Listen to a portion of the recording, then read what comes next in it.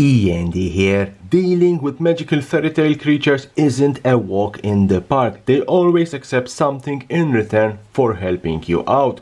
Your best bet, strike a deal or bargain. This concept is perfectly depicted in Wilds of Eldraine with a new mechanic, bargain. Bargain is a keyword ability introduced as set in Wilds of Eldraine that allows you to sacrifice an artifact, an enchantment, or a token as you cast the spell for an additional effect.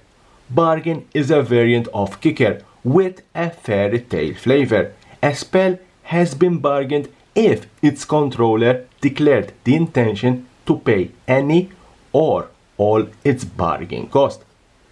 But how do you play bargain?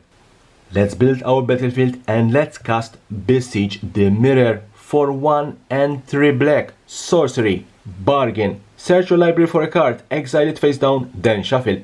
If the spell was bargained, you may cast the exiled card without paying its mana cost if that spell mana value is 4 or less. Put the exiled card into your hand if it wasn't casted this way. As you can see, I don't control an artifact, an enchantment, or a token. Therefore, I cannot bargain. Besiege the Mirror is a normal sorcery spell. Therefore, when casted, it will go on the stack. There can be a counter, there can be a response, nothing happens, and the spell resolves. I will search my library for a card. And because I didn't bargain, I will put it into my hand.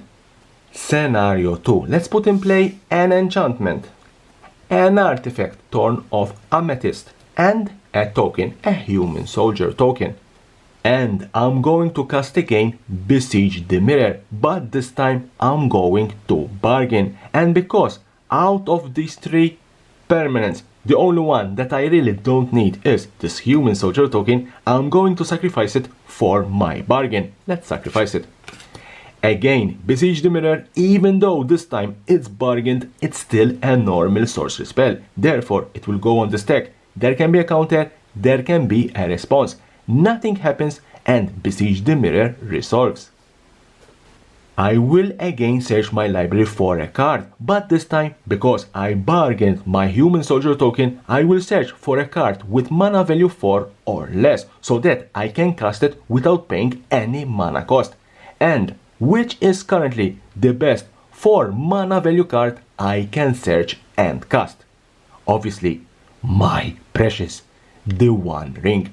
And that's what I'm going to do. I search the One Ring, I'm going to cast it without paying its mana cost.